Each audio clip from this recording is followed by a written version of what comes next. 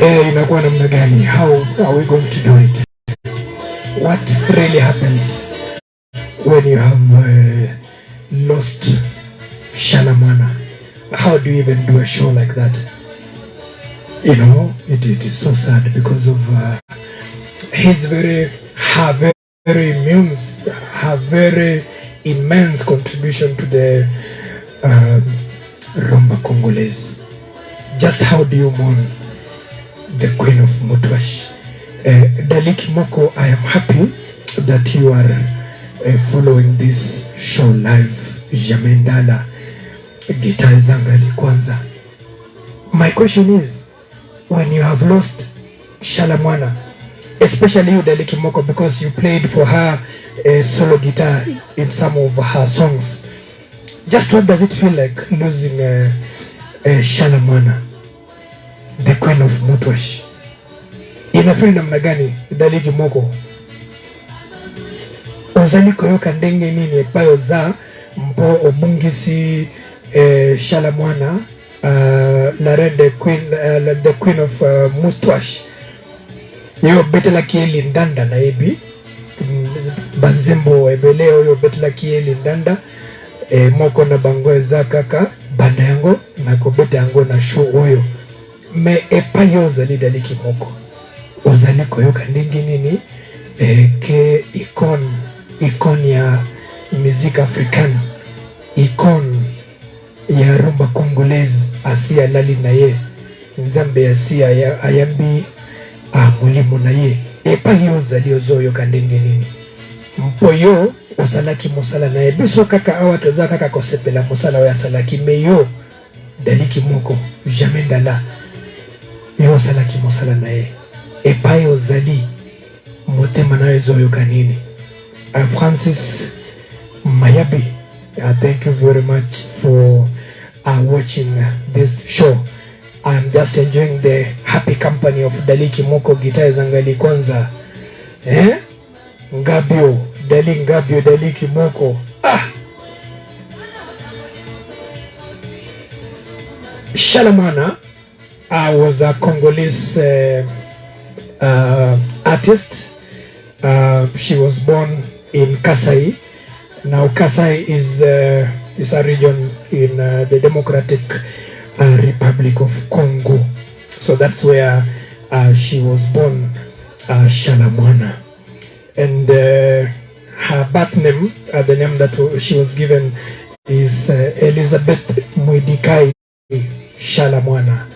Elisabeth Tshala Muana, specifically born in Lubumbashi on the 13th of March 1958. So that means that she has left us aged 64 years. Now Tshala Muana unfortunately passed on the 10th of December this year. So as we speak, she is not with us. She left us. She has rested Tshala Muana, and she died in Kinshasa, tarehe 10 December this year. Now Tshala Muana was the second born in a family of 10, born to Amadias Muidikai. That was the name of her father, Amadias Muidikai, and the mother was called Alphonsine Bambi Wantumba. Tshala Muana did not start her life so well because she lost her father at a very tender age of 6. The father used to work as a soldier, so she was an army man with the Congolese National Army, and unfortunately he was killed in 1964 in a place called Washa. So that means that from the very word go, Tshala Muana lost her father while still a very young kid at just 6 years. Unfortunately, she also lost her mother, but that was many years later in 2005. So she had lost both parents. Now we need to quickly say here that not much is recorded about her marital life, but she was, at least what we know, and given the person who announced her death, Cloud Mashala, who was also her producer, is that they were having a relationship, the two of them. So I think they were married or something like that, but not so much is documented about her marital life. And I do not want to spend so much of my time there, because we want to celebrate the very many good things that Tshala Muana did in matters Rumba Congolaise. Okay, so let us start by saying that Elise, that is her common name, Daliki Moko wana nde kombo na ye oyo mbolinga kakobenga ye Elise. So Elise began singing from a very tender age at Kibembe military camp in 1967.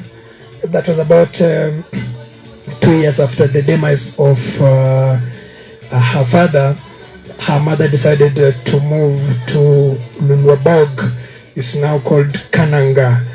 And it is in Kananga that Tshala Muana attended her primary school education and part of her secondary school education. Now, of course, being that DRC is traditionally a musical country, you can say that Tshala Muana had interest in music from a very, very, very tender age, singing along, you know, the traditional songs and traditional dances. In any case, there were so many icons around her life that could actually inspire her musically speaking. So Tshala Muana was a very good dancer, and especially because of her the Lulua music, you know, it's a region type of music that was very popular and is still, in fact, very popular around the Kasai area, which is of course where I said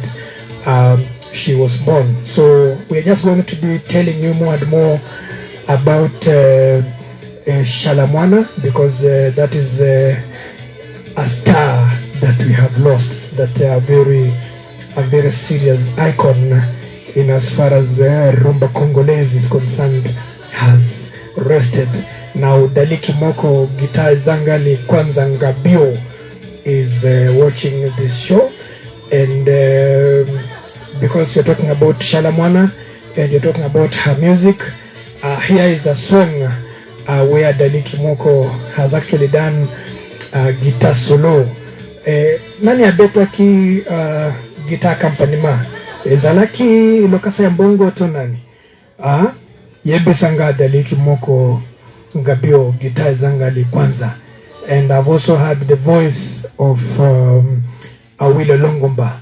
Ezalaki Awilo Longomba na badrume. Daliki Moko yo moko oyoki makambo mama Tshala zaliko loba aebisi yo oebisa biso tozozela kaka oyano na biso Tshala Muana yo salaki na yo travake na ye mingi, salaki na ye mosala mingi, azalaki moto ndenge nini ndenge yo yebaki ye oyebike siko asi ya bungi tosito bungi siye. Me Daliki Moko, how did you know Tshala Muana? I'm happy that you're watching this show right now, Daliki Moko. How was her character? What kind of a person was Tshala Muana? Please write a comment. I'll read to many of our fans. Adira Beatrice, thank you very much. You are following this from Mond Arab. Thank you very much. Oh yes, so we continue with the profile of Mama Tshala Muana. Nzambe ayamba mulimo na ye ati yango epai malamu. May God receive her soul and keep it in a good place. So Tshala Muana arrived in Kinshasa in 1976. She was just aged 18 years, right? And of course then there were the big bands around that time. There was of course OK Jazz by the one that was owned by Franco Lwambo Makedi. There was a Freezer, and then there was Tantin Nabango Nyoso, Abeti Masikini. Now these bands had dancers. So and because Tshala Muana was actually a very good dancer, so she kept on identifying with the dancers of Tablet, for example, who are called Rochettes. Then there was also I don't know if they are called Majorettes, those of OK Jazz. Then there were the Tigresses, the dancers of Abeti Masikini. So it was quite easy then for Tshala Muana to try to find a lot of interest in the way the formations, the way those dancers used to dance for Franco, for Tablet, and for Abeti Masikini. And at the same time, because of female artists that were already doing very well musically speaking, and I want to talk about Abeti Masikini and Mpongo Love. You see that there is so much inspiration that was coming Tshala Muana's way, either from the traditional dances that informed where she came from, that took a lot of lessons from her own Kasai region because of the very many traditional dances, but also because there was Franco Lwambo Makedi, there was Tablet Rochero, there was Abeti Masikini, and now Mpongo Love, and these people had their own bands, and especially they had dancers. So they all inspired the late Tshala Muana to get much more inspired, much more interested, all right? And but Tshala Muana also paid attention to the traditional vibes, the traditional songs, the traditional dances. The likes of Tablet and Franco were of course doing rumba proper, and rumba proper had a lot of borrowing from Cuba and a lot of improvisations here and there. Some of them had actually not even taken so much infusion of the traditional music, but here is Tshala Muana, who is being inspired by both worlds, the traditional world of the very many traditional songs and moves and cries and rhythms, and combining that with the now proper rumba, if you will, then you see that she has a very rich background, even as she starts getting off into the music world. And if I talk about some of the traditional folklore, some of the songs that used to be played, or some of the groups that were doing such, include, for example, Balokin. This one was of Lulua origin in Kasai. There was Madikas, some people call it Madimba.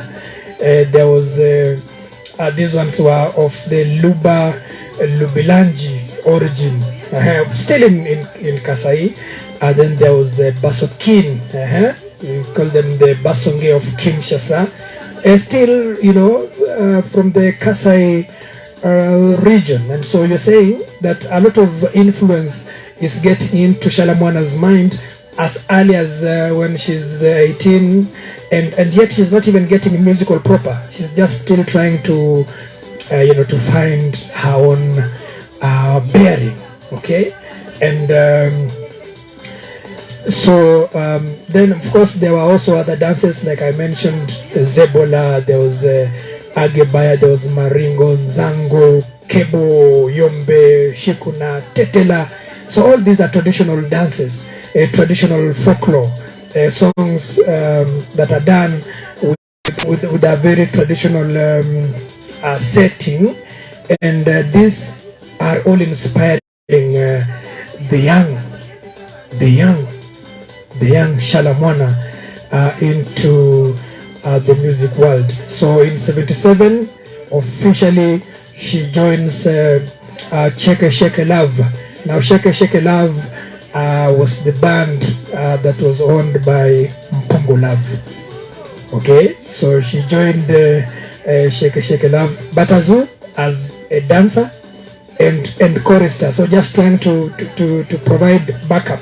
So at this point, she's not even be given a lead role. You know, she cannot. We cannot say that she's a lead singer, but she was just among the people providing backup and also dancing. You know that around that time there was plenty of stage show music being done for people to have fun. So she was she joined the Sheke Sheke band of Mpongo Love in 77, and basically that was her brief to dance and to offer backup singing if and when needed. Now when she left Mpongo Love, she went and tried singing with the Loro Gala and Rashid King, and during this time she had begun even composing her own songs, but majorly in Kiluba. So Chiluba is her mother tongue, so to speak, the language of her mother and her father. But even as she was trying to compose these songs here and there, and still getting inspired by the likes of Rochero and OK Jazz, her musical career had not yet taken off. So that's what we need to say at this point in time. Now in 1978, in 1978, she joins Abeti Masikini. And Abeti Masikini was a very established singer then. You will know that Abeti Masikini sang in so many languages, including the traditional languages. She sang in Swahili, she sang, of course, in French, and also in English. Just showing that Abeti Masikini, by her standards and by those standards then, was a very, very liberal artist. She was open to ideas beyond her borders. So you can be sure that she did plenty of inspiration to the late Tshala Muana, because of even if you look at the way later career of Tshala Muana, she's done so many songs in her own language, but she also tried doing Kiswahili. She did some songs in Lingala. She spoke, sang French, and so you quickly get that Abeti Masikini, to a great extent, might have had an influence on what Tshala Muana did as an artist. And just to show you that she was adept at doing so many languages, I bring you Karibu Yangu. Thank you very much, Tshala Muana. Thank you very much. We celebrate you. We celebrate your music. Go ye in peace. We shall continue to enjoy your music because you did a world of good to the Rumba community. So when Tshala Muana left Abeti Masikini, she tried her luck with Minzoto Wela Wela. So Minzoto Wela Wela was a group that was also known to do a lot of traditional songs, really, or their music was highly traditionally inspired. And of course there was the Minzoto ya Zaire. So Minzoto are stars, so the stars of Zaire. And of course it had so many artists that came off it, but Tshala Muana identified with Minzoto Wela Wela. And like I've said, Minzoto Wela Wela was a training ground for very many artists. There were so many artists that passed through Minzoto Wela Wela, including Nguma Lokito, the professor. Daliki Moko knows this. He should again be able to tell us that. But again, even as she was with the Minzoto Wela Wela, still, her proper musical career had not taken off. You will appreciate that from the days of going to Sheke Sheke Love of Mpongo Love, to being with Betty Masikini, to Minzoto Wela Wela and so on, there is nothing substantial that can be said about Tshala Muana up to that point in time. But in the early 80s, that is when Tshala Muana exploded musically speaking, you know. And the other interesting thing is that this happened away from her own country, that Tshala Muana's music proper takes off, professional speaking takes off away from her own home. Not even doing Lingala that is dominant. That is why, because she went to West Africa and did tours in West Africa. Of course, she began with her neighboring country, Brazzaville. Then she went to Nigeria, she went to Togo, and then Ivory Coast happened.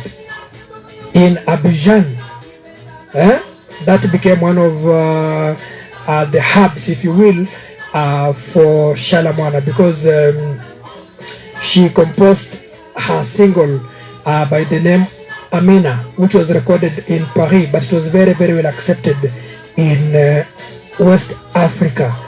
And you know why? Because the West Africans liked her approach to stage show, the performance, that she would bring so much energy on stage when performing. You know, she was the queen of Mutwash, and Mutwash is about shaking the body. Mutwash is about shaking the waist. And so fans thronged her shows. Many times in Ivory Coast and in West Africa, when Tshala Muana was performing, her shows were very well sold out because of her stage performance. She was extremely present on stage. She will do so much antics. I told you the Mutwash that was breathtaking. You know, the suggestive swaying, the dancing, the dancing and suggestive dancing, for that matter, that many parents would actually give their children a beating if they found them watching. But you know, that is actually what, you know, she was creating adult content at the time, and her live shows were the thing. Everyone wanted to go and attend her live performance because of her performance, but also her singing. She had a very, very nice voice, and she was extremely present on stage. She did very well, and so that is where her musical career took off proper. And then, of course, from West Africa, she settled in Paris. And you know what happens in Paris is that there were the best studios, there were the best promoters, there were so many immigrants who had gone to France, for that matter, and therefore there was very ready market right from France itself. But importantly, because of the level of promotion that happened to artists, that's why very many of the Congolese artists have always wanted to go to Paris, to France. Some of them have gone to Belgium, and but there isn't so much that can be compared between Belgium and France. France has been the hub of the Congolese artists. They've gone there and they've had success. Why? Because of the very good studios, because of the very many session artists that are present to do for you songs. The guys who are always waiting. If you arrive and you say you have a song, they'll tell you, let's go to studio, because of the very immense promotion. The promoters are very aggressive. So therefore, if you produce a song in Paris, it's likely to get noticed quickly across the globe than if you had to do it, let's say, from nondescript, or let me not call them nondescript studios, but if you had to do it outside of Paris. So that is actually why many of these Congolese artists will want to go to Paris, because of the opportunities that Paris offers to them. That if you are to do a live show, you will get so many people attending. You know, it is the ultimate cultural city, Paris, attracting so many people, and because there are also so many people with African or black origin, they always want to try to associate with such artists. That's why it is one of those, you know, hot places for an artist to find the queen of Mutwash, Tshala Muana. So we're saying that the West African break, when she went to West Africa, that's when her musical career peaked. That's when everything happened, and she especially imposed her Mutwash style in her songs. So many of our songs are not sung in Lingala the way one would expect, because, you know, it would be very easy to promote, to do a song in Lingala, because Lingala is a widely spoken language, but she stuck with her language, her mother tongue. Well, of course, once in a while she did songs in Lingala, in English, in French, like we've said, but majority of her songs, to especially impose the Mutwash style, she preferred to do songs in her own language. And like I told you, every other artist prefers to go to Paris because of the opportunities, the very many opportunities that arise from being there. The good studios, the promotions, the live concerts. You can make so much money if you give yourself the Paris angle. Okay? Now, she has worked with the people who supported her music or her musical journey very well. Jojo Kashama, Chico Mawatu himself, a guitarist and a good composer, Bibi Dance. You know, if you talk about Awilo Longomba, Dali Kimoko, Guitar Zangali Kwanza, and many others, she's had a journey with all those artists, and they've really stood with her. They really helped her to stand out as a good artist. While in Paris, for example, she did up to 19 albums. And she did so many tours across the world, Africa, Europe, and the Americas. People appreciated her music, especially because it was African, and not just African, but it was from Kasai, and not just Kasai, because it was Mutwash. And that is what she thrived on. She returned home in 1997. Around that time, Marshal Mobutu Sese Seko had been removed from power, and in fact, Laurent Desire Kabila had seized power from the Marshal Mobutu Sese Seko, and that is why many of the artists who had gone into exile, fearing for the consequences or not being on the right page of that regime, found a way of coming back. For example, Tshala Muana was a very great supporter of Laurent Desire Kabila, and therefore even followed through when his son became the president of the Democratic Republic of Congo. She became a national deputy in the year 2000, and so she's also been, in other words, in politics. But we should say here that when she took that sojourn into the political world, her music took a little bit of a break. But in 2003, she made a big comeback with her manager, Cloud Mashallah, and she created her own group called Dynasty Mutwash, or the Mutwashi Dynasty. She produced a number of songs, but she's also worked with so many artists, like I've said, and her being on the music scene has earned her so many accolades, so many awards. For example, in the year 2002, that song of hers, Dinanga, earned her the best female star of the Democratic Republic of Congo, and this one was awarded by the Association of Congolese Music Columnists. So wale wachanganuzi wa muziki pale RDC are the ones who felt that she stood out as the best female artist in the year 2002.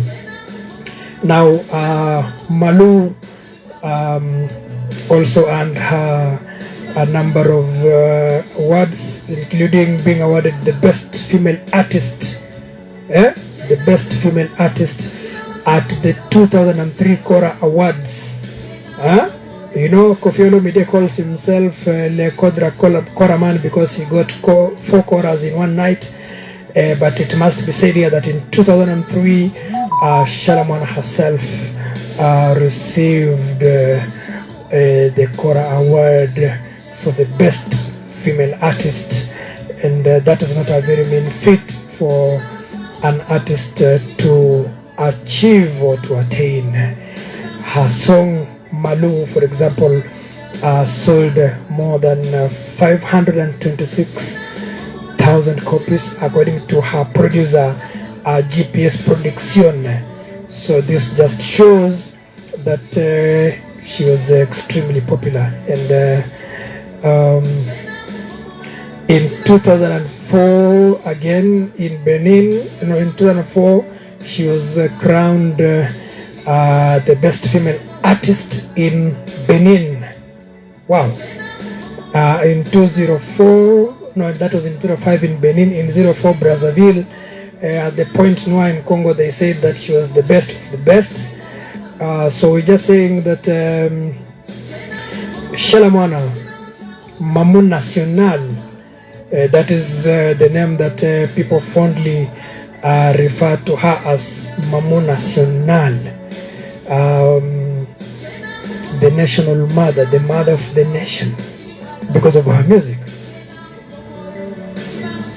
She was given the title of Queen Kasawa Shanda in 1990. Why? By the Kananga people, because of the way she was promoting music of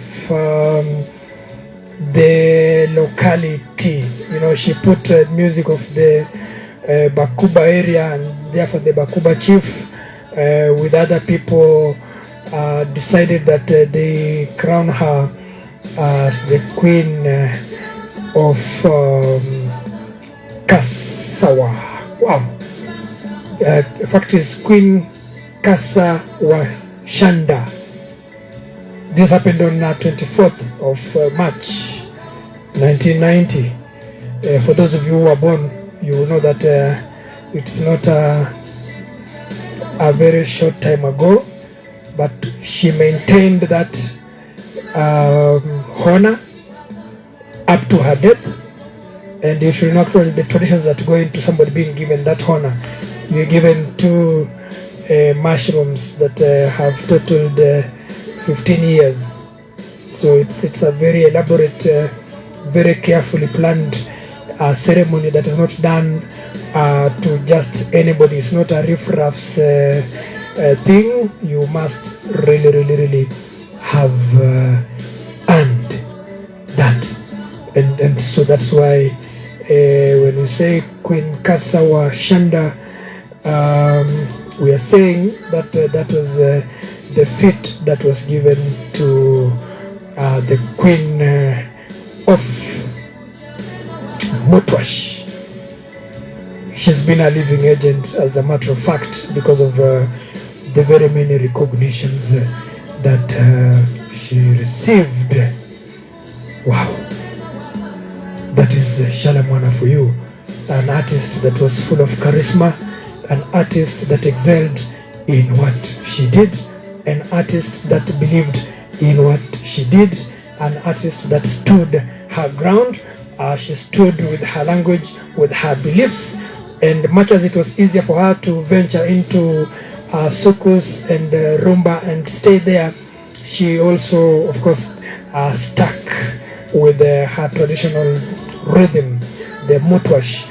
Although we should say here that she also excelled. She did some very good rumba music, some good soukous songs, but much of her songs were done in that genre that is called mutwash, which is a highly traditionally inspired kind of music.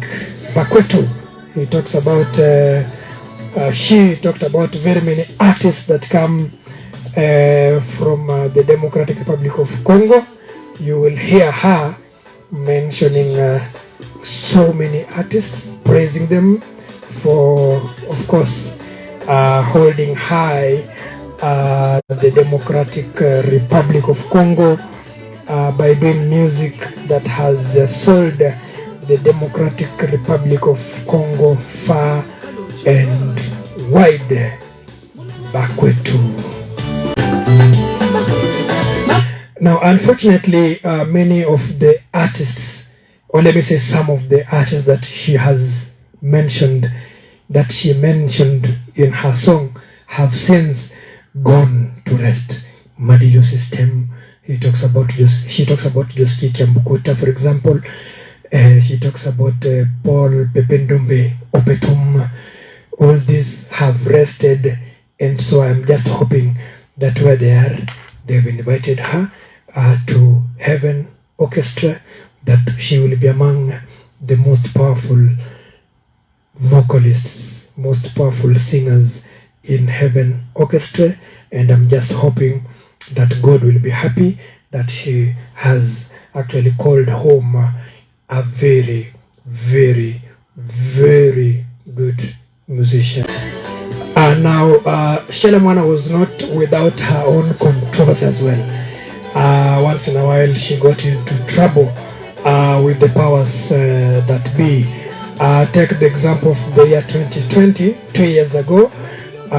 She released a song called Ingratitude, and that song did not sit well with the powers that be, to mean that the administration of Felix Tshisekedi did not feel so nice about this because of the lyrics of the song. You know what they're saying? What you're saying in the song, that sometimes you get a student who is not very good in class and does not even pass the exams, but the teacher somehow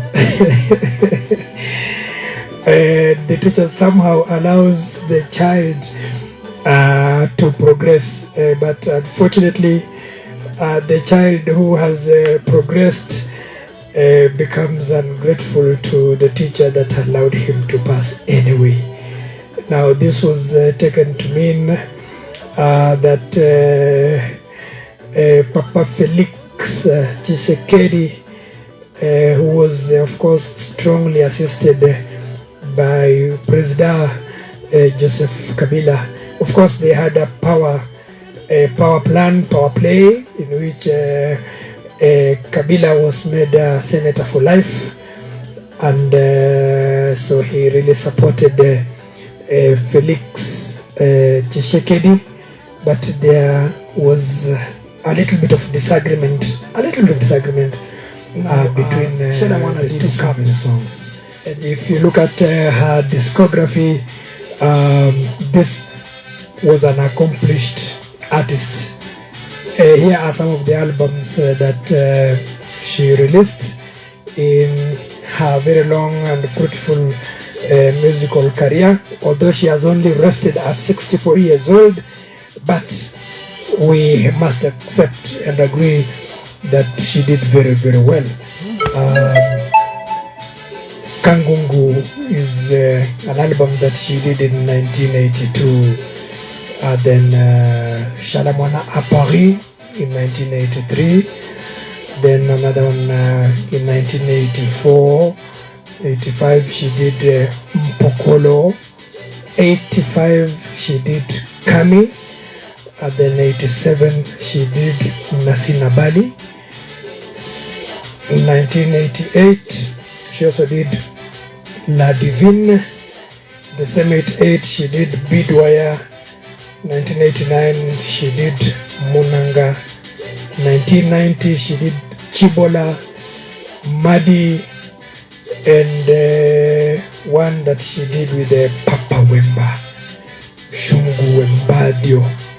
1991 she did The Flying Star. 1994 she did Ntambwe.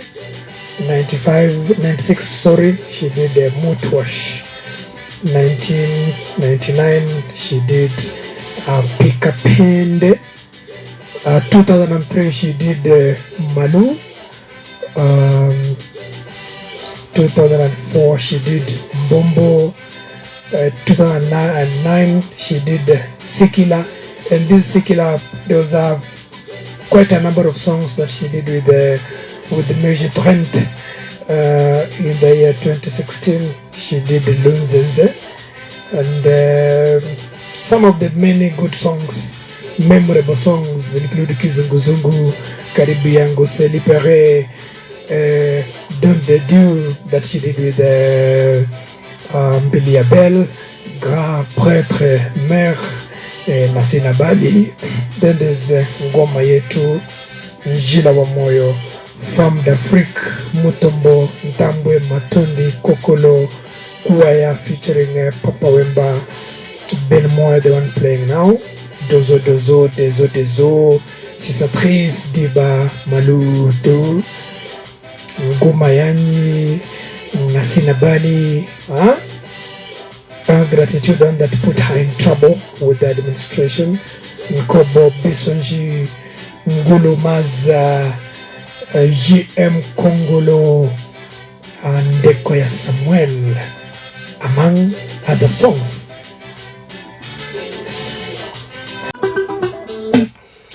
You know, that is the much you can say about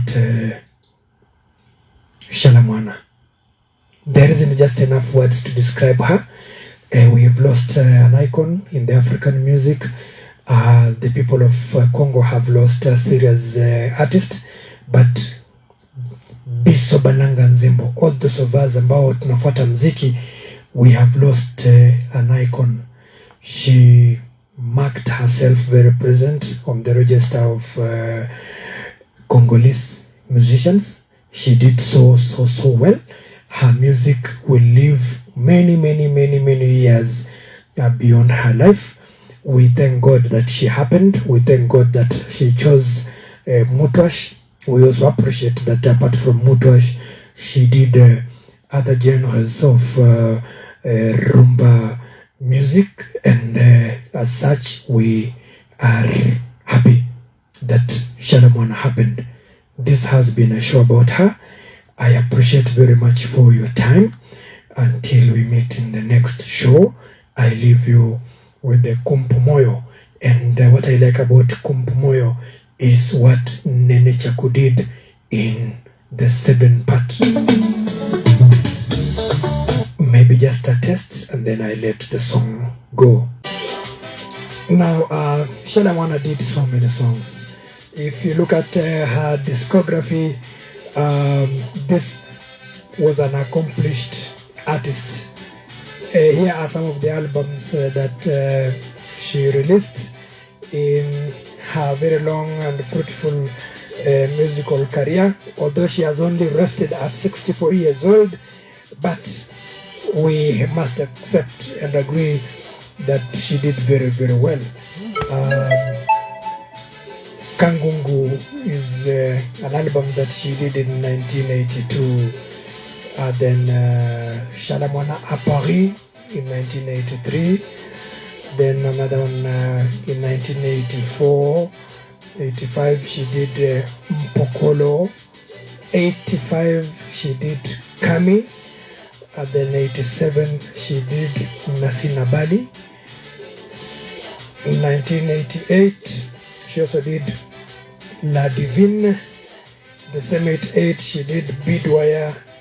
1989 she did Munanga. 1990 she did Chibola, Madi, and one that she did with Papa Wemba, Shungu Wembadio. 1991 she did The Flying Star. 1994 she did Ntambwe. 96 she did Mutwash. 1999 she did Pikapende. 2003 she did Malu. 2004 she did Mbombo. 2009 she did Sikila. And this Sikila, there was quite a number of songs that she did with the Major Trent.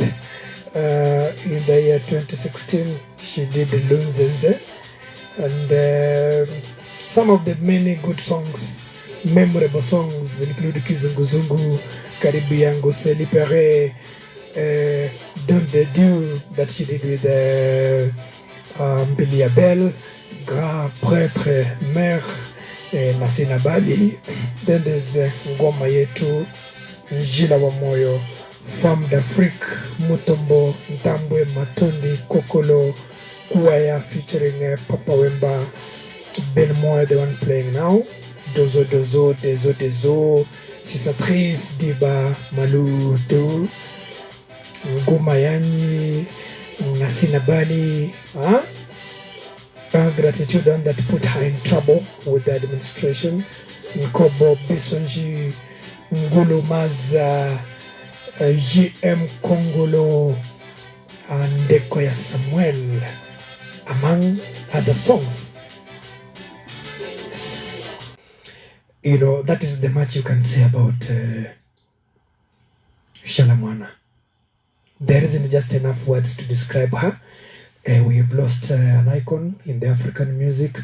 The people of Congo have lost a serious artist, but Biso Bananga Nzembo, all those of us ambao tunafuata mziki, we have lost an icon. She marked herself very present on the register of Congolese musicians. She did so well. Her music will live many years beyond her life. We thank God that she happened. We thank God that she chose Mutwash. We also appreciate that apart from Mutwash, she did other genres of rumba music, and as such, we are happy that Tshala Muana happened. This has been a show about her. I appreciate very much for your time. Until we meet in the next show,